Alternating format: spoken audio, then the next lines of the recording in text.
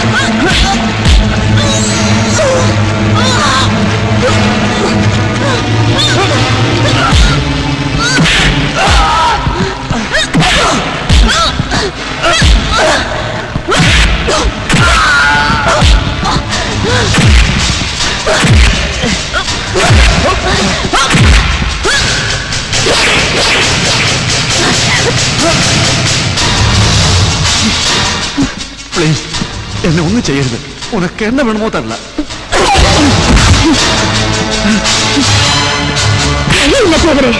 ഞാൻ ചോദിക്കുന്നതൊന്നും തരാൻ നിനക്ക് കഴിയില്ല.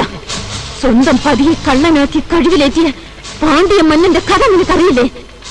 ഭർത്താവിന്റെ മരണത്തിന് ഉത്തരവാദിയാക്കിയ ആ രാജന്റെ ചെങ്കോലൊടിച്ച് പാണ്ഡ്യദേശത്തെ ഒരൊറ്റ രാത്രി കൊണ്ട് വെന്ത് വെണ്ണീറാക്കിച്ച കണ്ണകിയുടെ കഥ. അതുപോലെ നീയും നിന്റെ ആൾക്കാരും അനാഥയാക്കിയ എന്റെ കഥ നിനക്ക് ഓർമ്മയുണ്ടോ? മരണം മുഖാമുഖം കാണുമ്പോൾ ജീവിക്കാൻ ആശ തോന്നുന്നല്ലേ? മേലിൽ നിന്റെ നിഴൽ പോലും ഒരു പെണ്ണിനെയും തീണ്ടരുത്.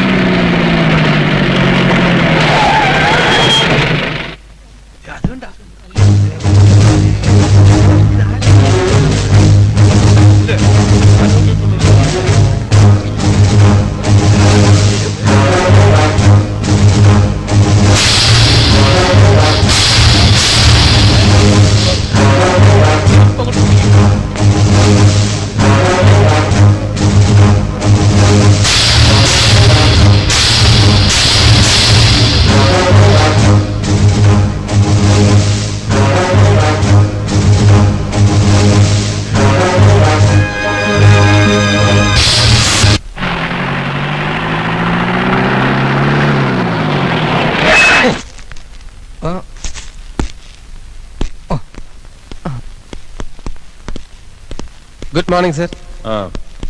രാജ്യത്തെ ക്രമസമാധാനം പുനഃസ്ഥാപിക്കാൻ ഇറങ്ങിപ്പുറപ്പെട്ട സിഐക്ക് ഇപ്പൊ കൂനിന്മേൽ കുരുവെന്ന പോലെയായി.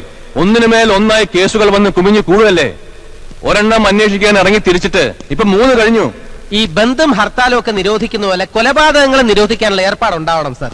നോൺസെൻസ്.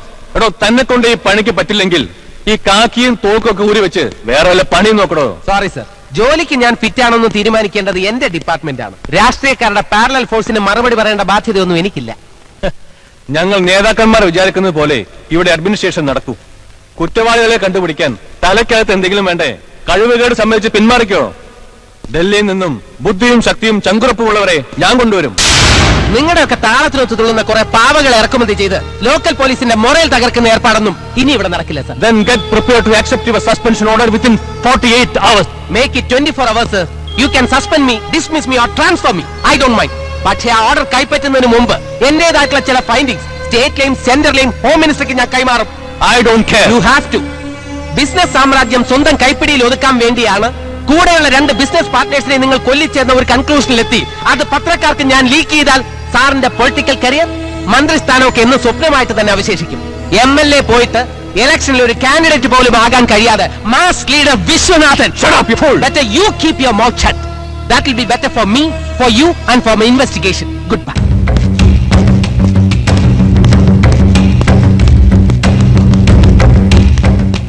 സാറേ, എന്തിനാ ഈ മാലയും പോക്കെ കൊണ്ടുപോകുന്നത്? അകത്താരെങ്കിലും മരിച്ചു കാണും. ഓ, ഞാൻ ഊഹിച്ചു. കഷ്ടം. അപ്പൊ പിന്നെ ഈ റീത്തിന്റെ ഉപയോഗം എന്താ? അത് കല്യാണത്തിന് പോകണല്ലേ?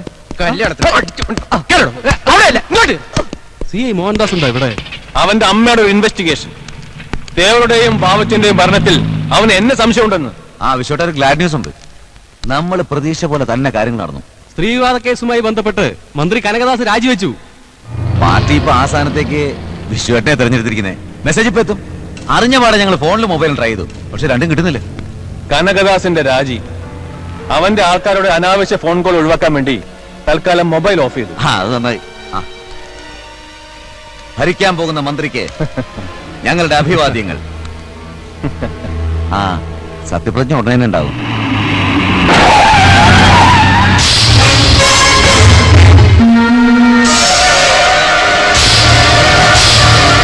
എന്തൊക്കെയുണ്ട് കനകദാസ്?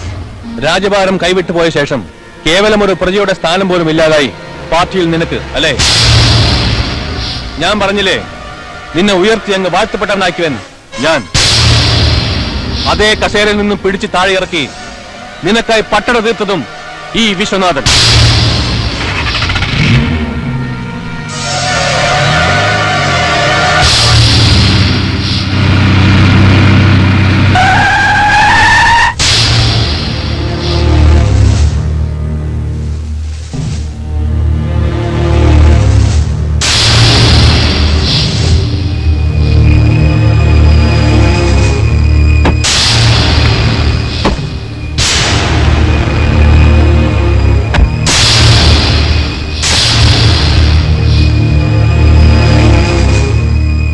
My hearty congratulations.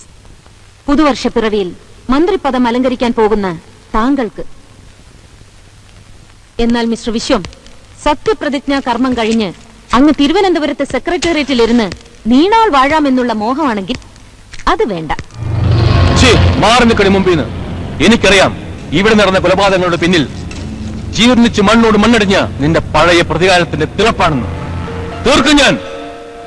സത്യപ്രതിജ്ഞ കഴിഞ്ഞാൽ ആദ്യമ തുക നിന്റെ അടുത്തോ നിനക്കായി തീർത്ത വിലങ്ങുമായി ഈ കൈകളിൽ അണിയാൻ കഴിയില്ല മിസ്റ്റർ വിശ്വനാഥൻ.